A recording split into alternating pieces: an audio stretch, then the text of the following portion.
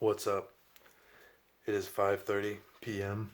March 6th, and this is actually the first knife review I'm filming where I'm not at work. All my videos I've made, I've been working a graveyard shift. Now I'm at home chilling. So yeah, this is the Cold Steel Voyager XL clip point or buoy. Has a 5.5 inch blade, 6.5 inch handle, about 7.2 ounces overall, just about a foot long, 12 and a quarter. The designer is Andrew Demko, made in Taiwan. You can see right there. AUS 10A steel. Handle materials like Grivery, FRN, kind of pretty much same shit. Grivex, something like that. And has skeletonized aligners. Are they skeletonized? I think they're partially skeletonized. Or no, maybe they're not. Yeah. Alright. So, I bought this knife like January 2020, right before the pandemic, before all the rules and regulations and everything. Now the world's even more of a shit show. Yeah. Bought it on Amazon, I'm pretty sure, for like 67, just under $70. The ergonomics on here. I like it has a deep finger choil right here, so you don't need like a hilt to cross guard, so you can use this for a self-defense blade. And if you have big hands or kind of large hands, your fingers kind of will sink right into those choils right there. But if you have small hands, then you have to choke up right here. My hand doesn't really kind of fit all the way right there, but if I kind of have like an open grip, yeah, but if I have like a tight grip, it kind of fit up there, but it doesn't really bother me. It doesn't really create any hot spots or anything like that. In reverse grip, it feels good too. And you can hold it kind of like that, like a little pistol grip kind of thing if you're gonna do some chopping. Yeah, I'll talk about that later. And let me see the thickness of it. Here's a pair of 3. You can see how much thicker it is. A lot more thick. And here's like a CRKT M16 13ZM. This is a really thick blade because it has a open construction, and it has liners and then Zytel scales on each side. So yeah, kind of similar to this, how it's built. Not with the locking mechanism, obviously. But yeah, you can see that. And here's a Cold Steel SR1. This is a thick knife, and even this, trying to line them up right. Even the Voyager is just a little bit thicker, barely. And the texture, it kind of has like a West Coast chopper, kind of Knight Templar, Nazi Iron Cross type shit. I don't know. In the comments, if you know that, let me know if the Knight Templar cross is like the same thing as a Nazi Iron Cross. I'm not sure. But yeah, that's what it is, and it has like a kind of pyramid triangle like texture. It's almost maybe a little too grippy. The spaces in between, kind of grips you a little too much, but it's not that bad. And it does the job, but like under the pocket clip, yeah, that's what everyone complains about. It's already really grippy, so under the pocket clip, you can imagine it will be a real pain in the ass trying to get that out of your your pants if it's stock from the factory. If you don't bend out the pocket clip and fix it like I did, the tension is just where it needs to be at, or else it's going to be a pain in the ass. You're going to be pulling up your whole goddamn pants trying to get it out of your pocket. And the thickness on the stock thickness on the blade, I'm not sure how thick it is exactly, but I used to use this for like a kitchen knife, just slicing up shit like onions, tomatoes, stuff like that.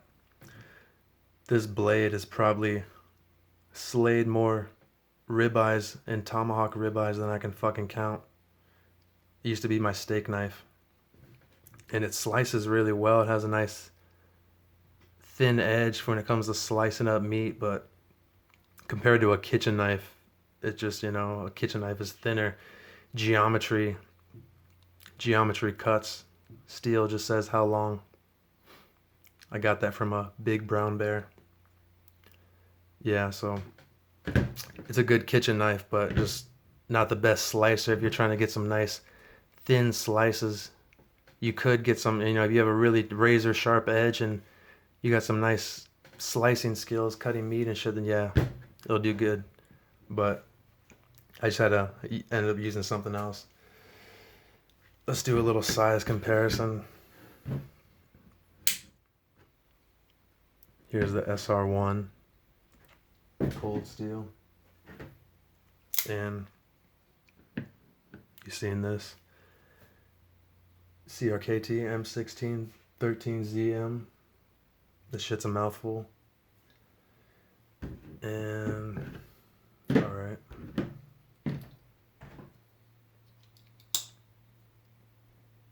This is a Kershaw Link. And 20 CV OD green.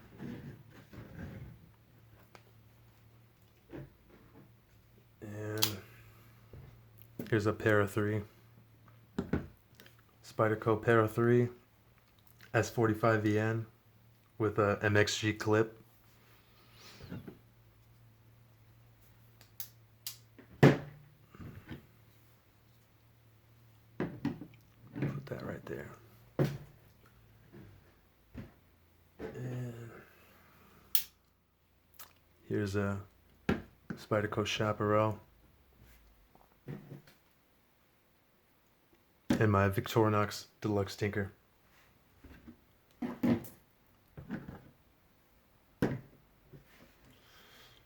Okay. So the usage on this blade, I haven't really beat this knife to shit, but when I've been working graveyard shifts back in the day, I worked at this like power plant substation, and they had like trees, vegetation, bushes and shit around the site, the property. So I would just walk around, just go chop up shit. And there was like this tree branch, maybe like 3.5 inches, 4 inches thick. And I just took this blade. It was close to when it was like the factory edge. I think I sharpened it a little. I can't remember, but it had a very sharp, close to like a razor sharp edge. And I just started hacking, just chopping at this fucking tree and then holding it like that, back so you can get that nice leverage, get that counterbalance.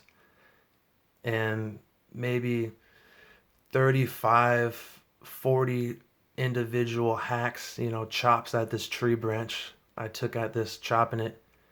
And before I did that, I checked the edge. I was shaving some paper with it. And then went to go do that, chop up the tree. Maybe chop through the tree branch like 2/3 of the way. Not all at once, but eventually when I came back to it the next day or some shit like that. And the first time I finished chopping it up, it was still like shaving paper. Surprisingly, I was thinking I never used AUS 10. This was my first blade in AUS 10, and I was expecting it to perform similar to AUS 8, but from the performance I saw, it was very similar to VG10. Well, I've never chopped up a goddamn tree branch with VG10, but just cutting up boxes and shit like that, and paper and food. And yeah, I can see it. It's a very good budget steel, AUS 10A, and the blade, surprisingly, it didn't get from like all that hacking up and chopping up a tree branch and shit. It didn't get any chips or little micro chips in the blade, and it was still shaving paper, like I said. But this other day, when I was outside, just like fucking around, just like chopping little thin vines and leaves off of like a little bush or a little tree or something like that, just nothing. And I looked at the blade or something the next day when I went inside or later, and I was like, what the fuck? There was a little micro chip in the blade, like the tiniest little chip. And I'm talking, it was so tiny to where I can just get it out with a ceramic rod. And it wasn't like right away, it took like maybe a couple days, but just over and over, I just kept sharpening it on the, honing it on the ceramic rod, straightening it, and it got the little micro chip out. But I was surprised it got a chip from just just chopping a little leaf or thin vine versus a live tree branch, hacking it up. I don't know. And the scratches on the blade, obviously it's stone wash, so it's gonna hide the scratches pretty well, but you can see right there. I don't know if you can.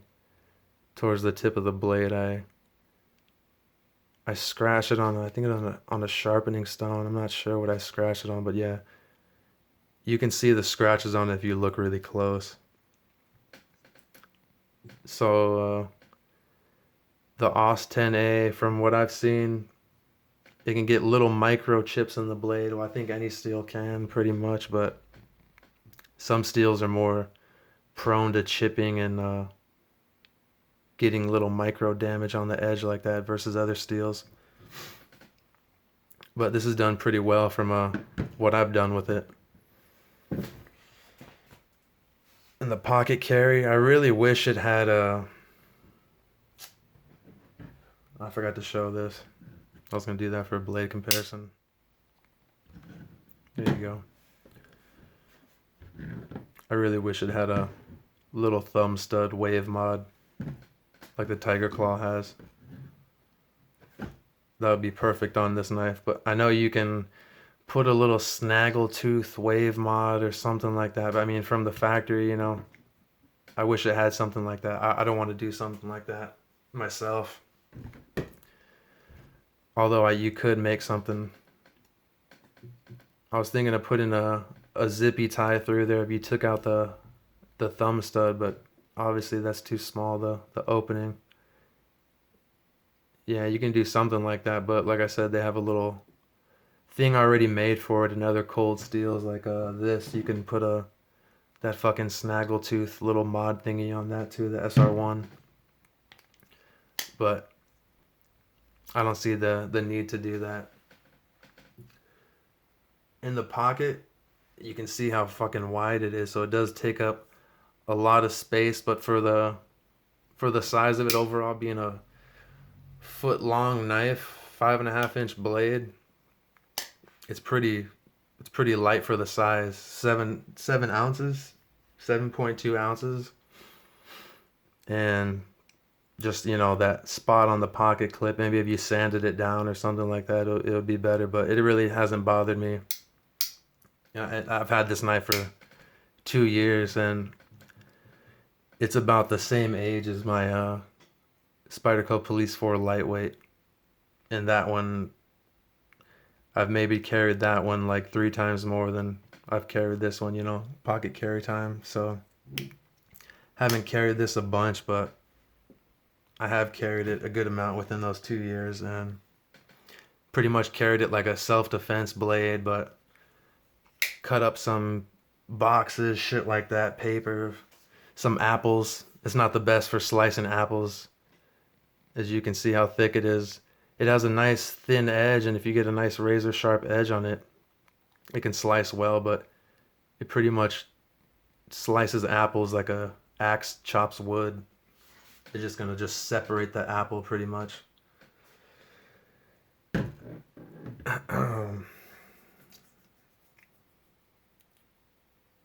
So the lockup on this, after doing all that chopping and stuff and all the abuse I put this through, haven't put it through a shit ton, but you would think it would have maybe just a little vertical play on it or side to side, but it doesn't have any. It doesn't have any play at all. I haven't batoned with it. Haven't done that, but I would think the amount of stress I put on the blade from chopping on it, that it would have a little bit of play, but that the triad lock, if you don't know what that is, it's like a regular little rocker lock like this, but it has a thick ass stop pin little bar in the middle, and there's a cutout on the rocker lock and the tang of the blade, so they kind of meet together around the pin. And when you're hacking, doing shit like that, putting stress on the blade, instead of putting pressure and stress and deforming that rocker lock and the tang of the blade, it puts all the pressure and stress on that bar and that stop pin right there. And if it does deform the tang of the blade and the rocker lock, there's like a gap in between there underneath it, so it's supposed to just kind of sink in, and it's supposed to just lock up tighter over time, supposedly. It has like Teflon washers, I'm sure. I'm pretty sure, or if it's bronze washers, maybe. Let me see. I think it's bronze. Could be Teflon. Yeah, I don't know. I know the SR1 has a Teflon washers in there. Some knives have like a Teflon washer, then a bronze washer, like my CRKTs all have those. For a big ass knife, I would say it's pretty smooth. You just got to make sure you have your fingers out of the way. If you're going to be opening and closing it like that, you don't want to partially guillotine your finger, partially chop off your finger. Yeah, because this thing has a strong spring tension. So does this right here. This thing will fuck you up if you're not careful, especially with that Hawkbill karambit blade. Yeah. The variants of this, I know they got the clip point, Tanto, Chris, Vaquero, which is similar to the Chris but less wavy, just has like an S in it, and the Vaquero or then the Chris is like has more fucking waves in it. And then they made a drop point, which I'm not too crazy about. I'm not really crazy about the knife overall, like the design, how it doesn't have, like I said, the waving mod and all that. I wish it had that, or else maybe I would want to buy all of them, but because it doesn't have that and the feature, you know, the texture of it and all that, I would just maybe want to have two of these, the Tanto and this one, or the Vaquero one. The Vaquero one looks pretty good. Maybe serrate it. So the $67, I haven't seen it go up, honestly. Yeah, in the 2 years. That's really surprising. Versus my Spyderco Police 4, it was $115 and it went up to like $130, and this was $67, and I've seen it for the same price. Now that I said that, it's probably gonna go up. Shit. I would say this is definitely worth the $60, however much you can get it for, $70 price tag. Definitely. I've beat the shit out of this knife. From what I've done, haven't fucking stood on the knife or hung a fucking weights off of it or anything like that, but yeah, from the abuse I've put it through, I can see this lasting for a long time if you take care of it. So that's my Cold Steel Voyager XL clip point 2-year review. Later.